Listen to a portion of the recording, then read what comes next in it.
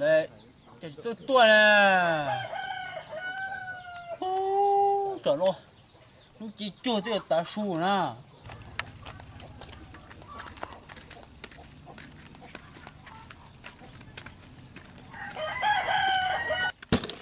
Ô, tua, ôi cha, ô, nó sao thế? Chả trông không nhớ rụng luôn à, luôn tiếng tai. tua thế nào? Ủa, chả bỏ cái nào.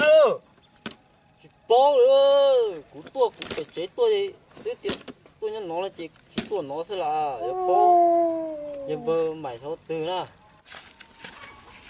Ôi, đi tôi sao? Không nói cho con tệ này.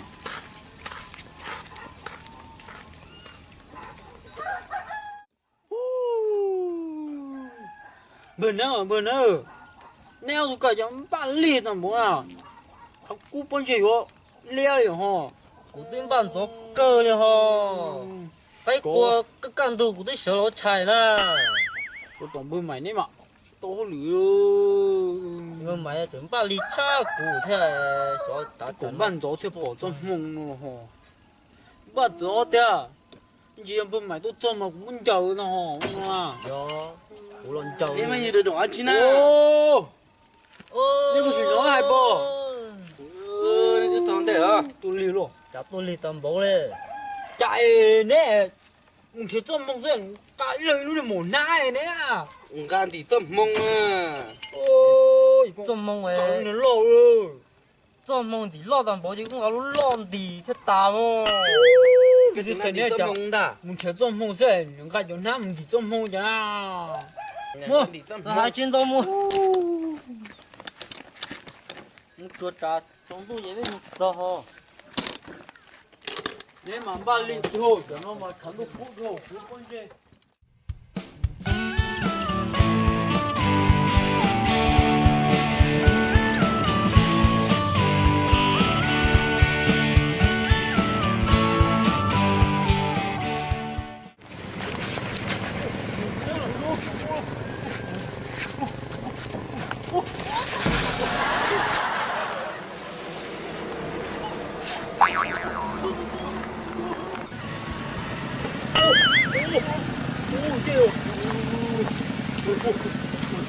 Ôi, nhiều tuổi ơi, bắt cho nó tầm tầm nữa.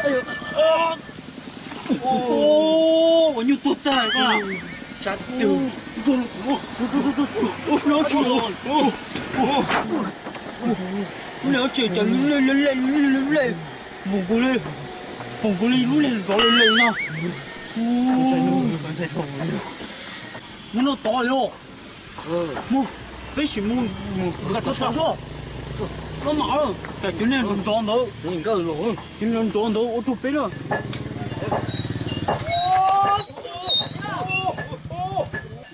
Ui, súng rêu, cả tổ. Một đấy cũng giống quá. Ui, ô, cái tôi là bùng bò. Nghe tôi mất chưa? Cái tôi chỉ tôm mua. Ừ. Ồ, thế tôi mua thế tôi thiếu làm chung nó. Ô, nhớ cái tôi sẽ mua. Mong cái tôi sẽ làm chung, sẽ chụp bỏ tôm mua. Rồi, thế tôi làm chung đấy cũng xong một rèn nữa nó rồi.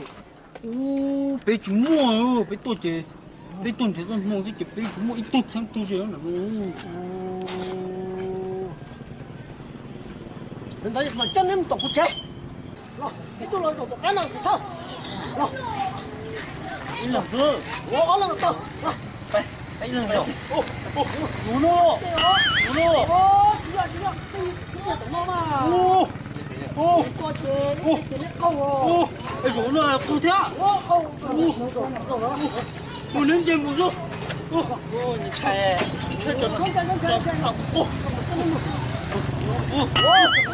nguyên chạy được con một số. Nguyên chạy được. Ô, nó mà nó tổng không được.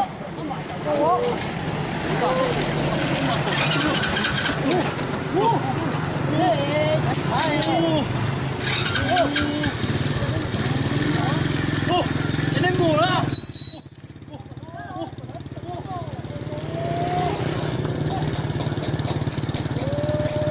Cái hồ này nó muốn thế. Mà chỗ nữa. Ô, cái này ngủ xuống.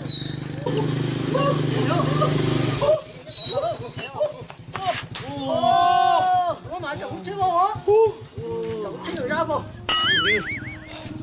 这个山东，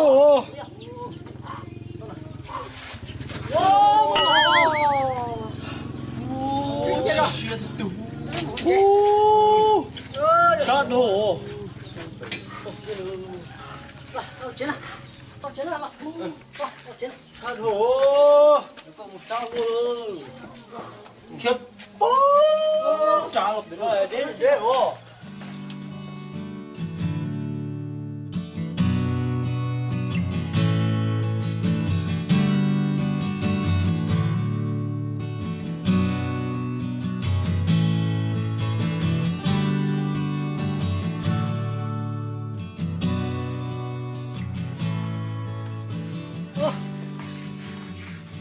我这边木，呀，这木，我拿住。哦，这边没这么难做。啊，木拿去，哎，木拿去，木拿去些，帮我好留着那个，那。đúng mà phải hết tôm mông chặt nó bột Không có nói thì nói mỏng như thế, nó tôm thế, nó không được ngoài, nó tôm mông chặt. Nó tôm múa, nên nó. Ôi dồi, lục lặng xuống. Chị khó xuống. nó chỉ lớn như thế cú quá giờ Chị nó giống nó nè. Yo. sẵn nó với chả giống như thế cú thì Chơi được không? Chơi chọn theo. Ôi dồi, ôi dồi. Tôm mông nó hổ. tôm nó hổ na sáng không bột Cái sao không? con này tôm nó tẩy nhá Bao nhiêu tôm tự cho nó thổi cái nó. tôm nó á Tôm mông nhà chị nó đế hổ. nó tôm mông Ồ. kiểu lấy tôm mông rồi thứ là béo Tôm mông tụi nó vui vui. Có chả tổ tiêu. ý thức của na Có gì tổ tiêu. tôm mông chưa tổ bé rồi Trời đi nhặt chiều thì nó chỉ biết chỉ lấy tôm mông. Lấy tôm mông. Tôi vô cho biết tôm mông, mua tôm mông nó hổi. Chắc cứ. Cho nên là cho nó ra cú mỗi lần đó chỉ có chắc cắt là. Cái đó là. Chắc cắt là. Bé nói gì bé mà lấy tôm mông sao? Nên nó chỉ nếu nó to nó mà cái thiên nó không được gì nó chết của nó chết rồi. Ôi lên mà. Nó sơ nữa. Mà muốn tụt tròn luôn.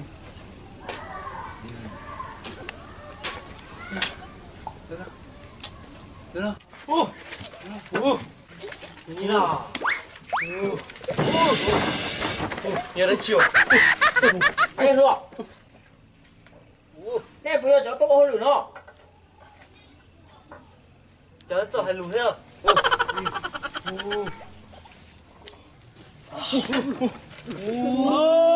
Ai. Cái này mua lửa. Cái này mua lửa không đó.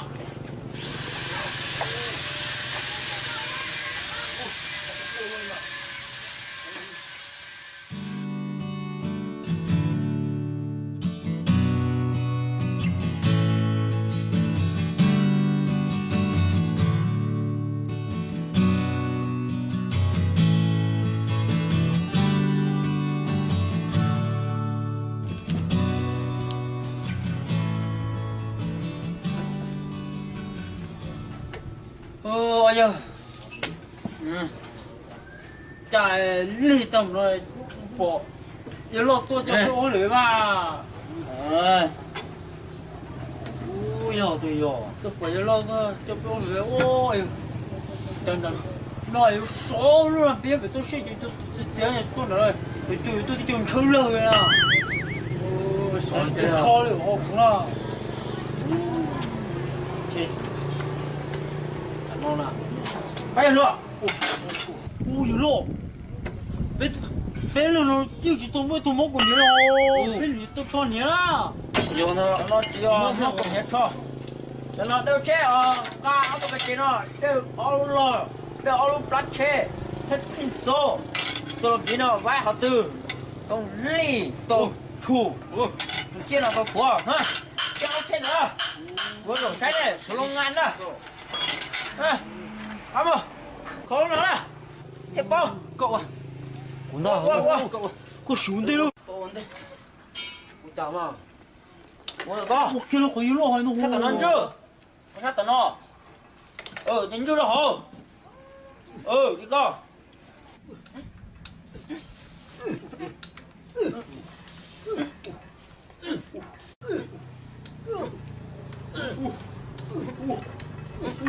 行，这里呢？我讲，他等到多了，顶住了好有个头龙了，嘛那顶住头龙了，这里。我有了，你就捅就捅哦，来。你捅就捅呀，捅就捅。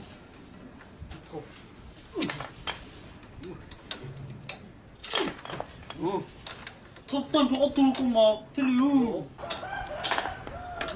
靠等了等到这靠了，想也不大关的，靠的，等了行吗？哇，棒了，那搞不，想也不大，你让他住，好了，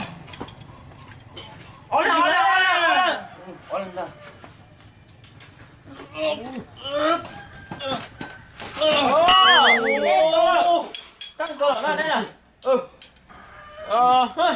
ก็ตัวละก็ตัวก็ละ这个ตัว狗不了ก็ตัว狗下一两个一下能了ก็ละ下等了你不要讲嘛，他得猪给是哦，这个都好就不要。你助理讲嘛，这个老洗了就给我洗了不要。你装的嘛？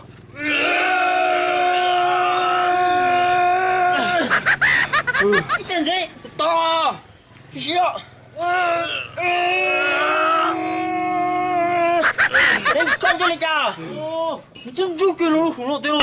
只要你干这个好这个好不要。要背了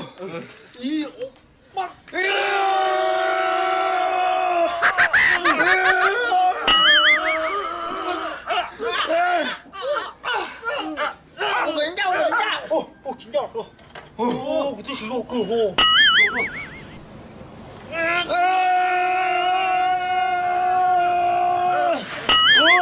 จับโปรเถอะ来了这个黑个เราจะไล่ไปอยู่就讲讲得路讲得路行了，你听我靠得到哦。靠到大了这弄到了我叫北木靠车道我都盯着路喊了这里靠车道了你就不用靠到。叫北木靠道这里了么这里木靠道快你这北木个道哟干嘛？你这都不完全用的丢啥？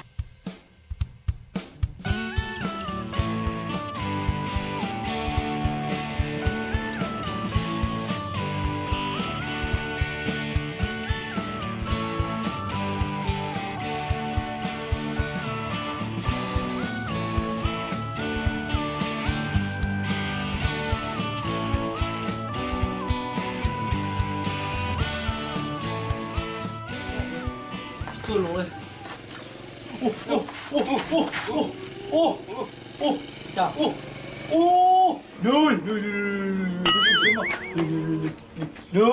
享受哇！又丢了多少啦？谢谢嘛！来！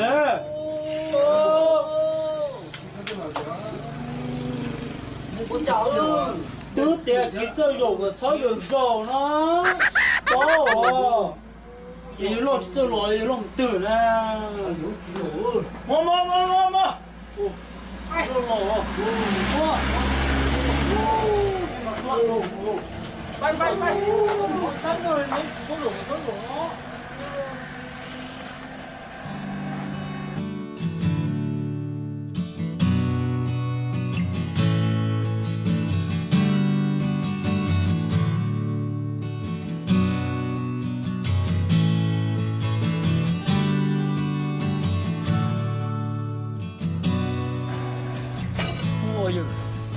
你老婆不做罗汉噻？ sát cơ tôi vừa giờ cũng là cũng nên trong rồi nè lá rồi có một lá một pla đấy à có một lá thế ạ pla thì xì thế à ôi dồi nên cũng cho các bố thủ bây giờ tôi chơi lo cho nó giờ nó mua luôn hậu sĩ khóc lá nó đấy ôi dồi khó cái sao tôi giờ nó thêm mình chịu cũng tính cả shop tôi khóc lá tôi khóc lâu hồ tao phải khó chỉ có một khẩu một chừng một số tiền đến món nào ấy nữa lá đủ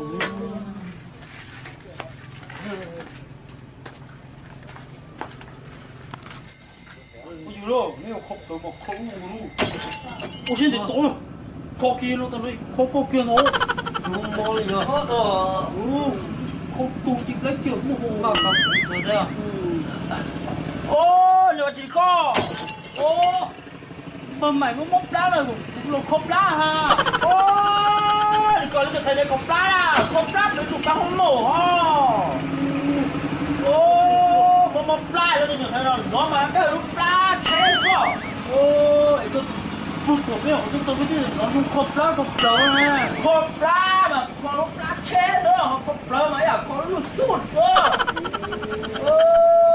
lúc sụp chết thì cũng đừng chết họ tao biết đừng đùa hả không nói chết à còn nó cho cái chết cho những tu cái chết tuần ô cái này nè cái lọ cho nó không khóc lá một chết nó chỉ cái này mà nó cái sinh tồn mọc nó nhận nó rụng mà trong con mổ dây rong hả cái lợi trong có cái tiếng không mổ gì nó trời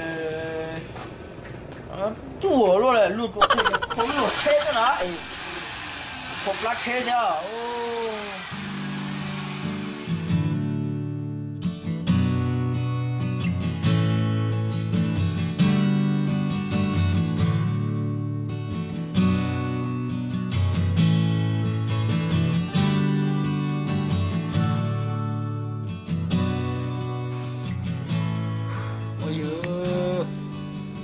cái tuổi ít熊都有了好熊了，cái tuổi nhỏ họ chưa cũng là tại lý do chỉ bỏ trong môngเลยrồi cha bên chơi cho cả một chơi thôi cũng sao là chưa sao là hết chưa chỉ có nên dùng cha rồi cũng sẽ choอยู่เต็มทุ่งเตยูยกไปเจตินยกเต็นเนี่ยติดจีเกอเลยต้องเจอสมมติว่าจะปล่อยเลยมันจะจริงๆก็มันมันเจ๋ง nhưng đấy của tôi bạn cho chế cơ liều chùa một cái phân là phân mà cá số chỗ qua khó xịt chạy cường 有个ตัวนั้นเต้นตรงนั้นจินเราจะตัวแล้วจะกล้วยเนาะจินกูเนาะที่จนนี่เช่ตัวลีลีเลยรู้ลงมาตุ้งเจ๊กูชวนหนังทำที่ช่วยใครดีกว่ามั้งกูเชื่อ tôi là cá luôn ăn rồi được nó có tận để thả ra bạn rồi nè nên tôi nó cũng có chế đồng té nó là nên thì con giờ là tí chọc cu lòng cổ xưa vừa nó cũng cho bé mù đặng trong thôi vừa cho bé mù thì vừa không giờ ta làm à ui lô một tí tết là tí rong mà ủa rong sao mà mù ta là gì rong sắp lời nó tôi mới nhầm ta là gì rong sắp lời rồi mà vừa không giờ chỉ chân nào chỉ rong mà bé tí tuần đến trong nói cỡ mu ta là thế rồi nó mà rong ta chỉ ta là nó muốn nữa tan cho nó chỉ rong là ta chỉ mà một tí ta là ê thìผมมาม้าผมมาโดมา mua mắt đổ mua mắt đổ không sao vậy vậy lại bé thì chỉ muốn nhà một tôi cháu bé nên lúc tôi nó khó chết lúc tự tay rồi muốn nhà là một tôi cháu một cái tôm một đếm à gì chứ khả năng ta là gì chứ nhớ tỏ tỏ chứ cái một cái thấy nhập là ở bên chuột gì tỏ chứ đây vậy bạn muốn chơi rồi một bé một ta là chứ một tái này luôn đấy ông bỏ tới lại không chào nó cho nó mà bỏ lại theo vậy lại thì ta là buôn tôm không à mua xem mà mua đâu mà lên cái này một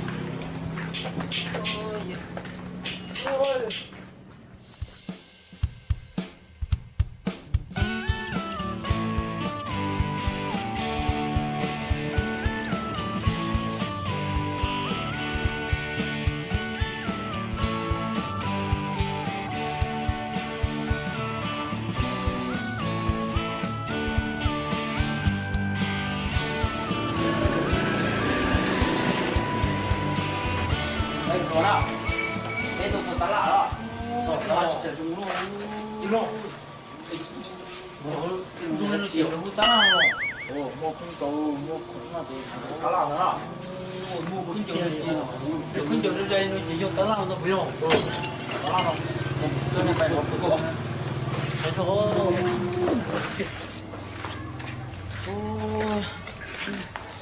em nó bé dữ lô con nồi lú tao làm đó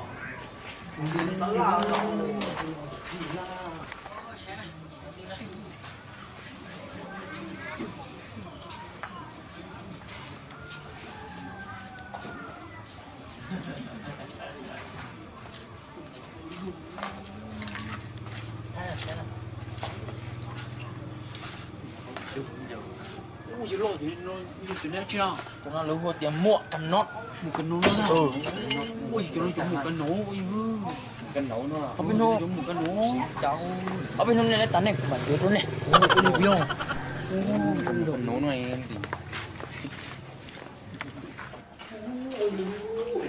lộ chứ mấy lộ nó cho cà tết nó mua cà tết nó nhặt nhặt kia này con nó sẽ là một năm ấy sẽ là đến thì là nhiều nó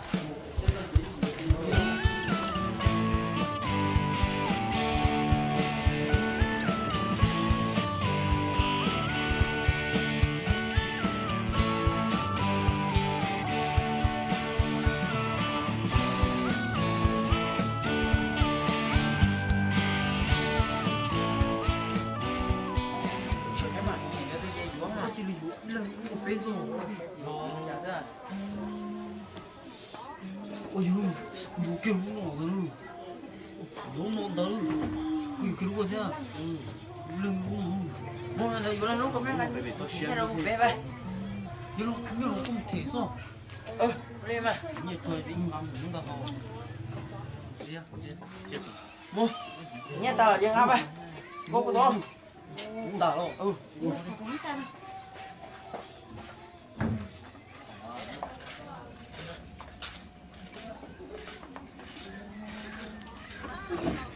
就是工作。是吧？đừng không cần来你吧。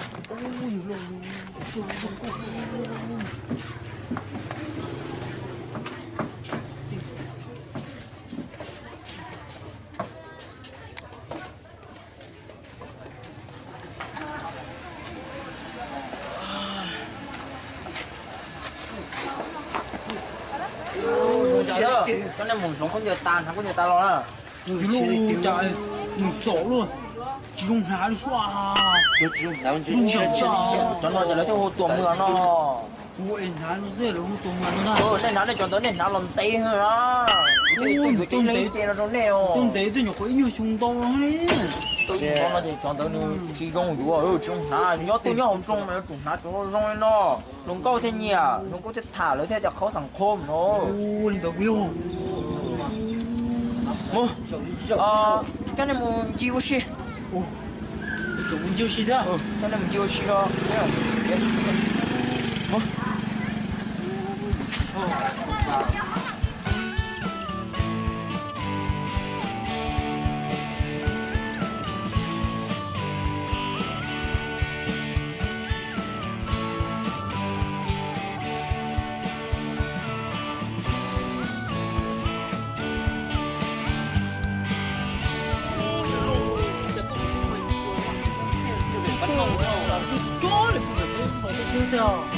nó chỉ có con xếp sắc lượng ở đúng trong họ đó nó nào chưa có thằng nó phát triển nó tôi chỉ nói sửa đi luôn tụi nó nhớ chưa nó lỡ tiền sẵn nha Lấy sàn nhà đó. tàu sẵn nhan. Yo, từ chỗ nó thuê tiền nhà ơi, chỗ nó đó. Cái buồn này đó. Gì? Có gì sống nó này nó chỉ ha. Mua sao tôi à? Nó sao mà. Em mất tụi nó chơi, đi chỗ nó tung một nhà nó rồi. Đó. Cái nó này nó chỉ Đúng rồi à, rồi từ tháp phun. Rồi từ tháp phun. Tụi nó nhớ đồ phun độc ra mày phát lúc cua. nó phun được cũng này chả na. Nó có dám phê chủ nghĩa. Tháp phun. Một cái.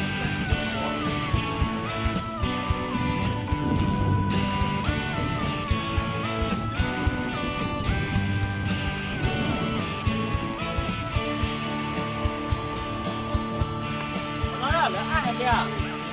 Han bin khun cha. Chị nói chưa? Có bé cả chín chế tù, bé thua nó đó. Con chơi cười rồi yo. Hồi tiền đừng lo hết của bố tài nó, phát sáng chín lo. Anh đi à? Do you know? Class Ujo, Class Tupra. Tupra yo. Ô, giờ Hồi tiền đỡ phát sáng chín đỡ, xuất xong hẳn đỡ cho của lấy tài. Mua, bé mình chê. Oh no. Lấy cho có bé cả chín chế nó chê bé mua. Thuma giờ lo. Giờ lo. Đây để nói á. เดี๋ยวน้อน้อยเตี้ยมุมมองของท่าจอบเพชรบินอีจั่วสุนน้อเจแล้วฮะเตี้ยท่าจอบเพชร Ô, giờ lo cho nó để nó chơi để tha cho phê nó. เจน้องเจแล้วชอบว่าภาษาลาวเนาะแล้วชอบภาษาอังกฤษเนาะ Ô, cho nó chơi phát sợ lo cho nó phát sợ ý lý nó. มัวแม่มัว Ô, yo. เดี๋ยวเราพูดต่อ Hai cô. Chả làm đâu nói mà. Nó ý lý.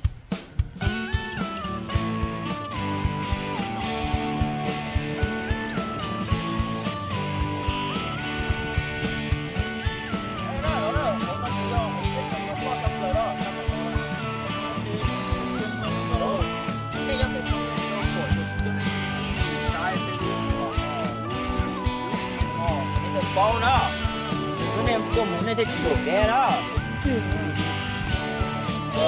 哎哥，不是啊，那个新了，在那个新了沙头也，哎呦姐哟，有了，木了，长到不中木了的吼。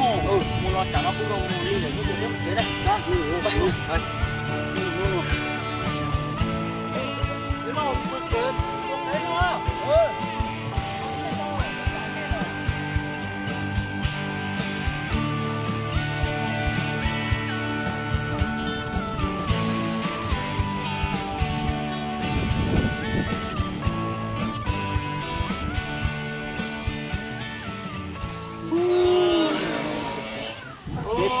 哎，哥，那我那还行。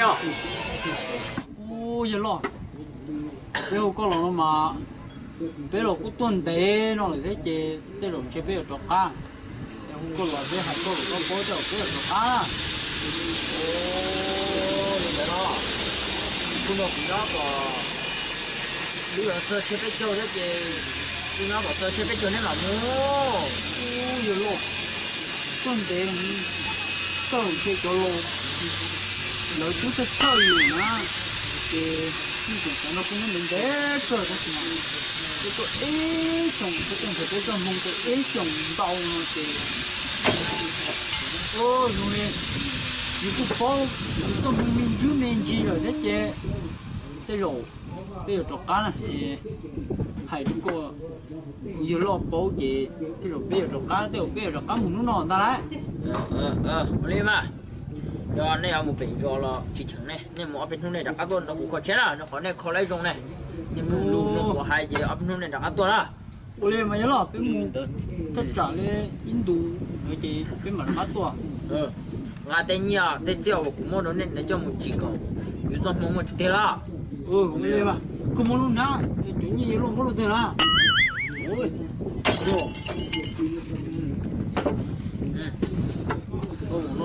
nên em mua đâu cái lo gì bên mua nên mà đó cái trả chụp bên tôi chỉ biết bài thôi mà phải nên đó giờ đó nè nên đó nên gì mua hếtตัวđó nên đó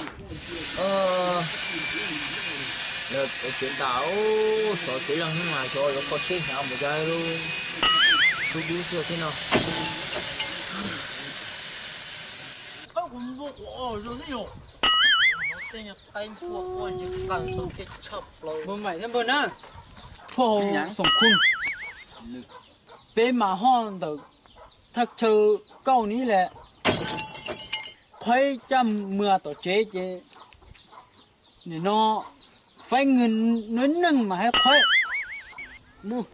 Mua. Đấy cháu chỉ mà bàn đấy ninh rồi. Bạn đấy Giờ tôi so lại bé trong mông chị. Mua. Đây. Bà mày. Chị. Chả bé mùng lần đông ê đồ nhà lò mà bé mà chơi lùng lò cũng chơi lại chơi.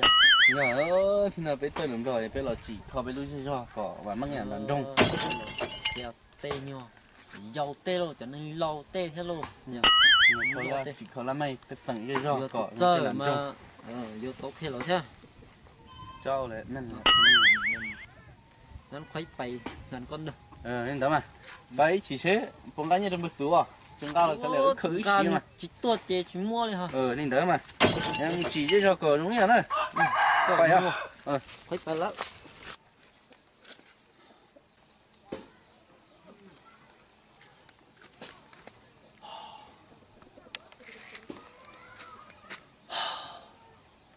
Ô. Chả dù là cái mù buôn rần rung từ lọt cho nó sẽ chả dù chè luôn liền. Hầu ní cũng kinh. Thế kinh quá. Kinh đầu thiên đầu à. Dù cho cái là mỗi chỗ luôn nó cũng xả số. Số tiền không nó cũng mỗi chi nó hay chơi. Mình đi. Cháu cha. Một từ. Ồ. Dù rằng cho nó cơ nữa. Trả nó dù cho cái là chấp về. Nó mà chỉ yếu tụ sĩ khai lần trên khai tôi rồi. Biết nhiều là cả lùm lo là sao. Ồ, chạy hồ chạy. Mua luôn.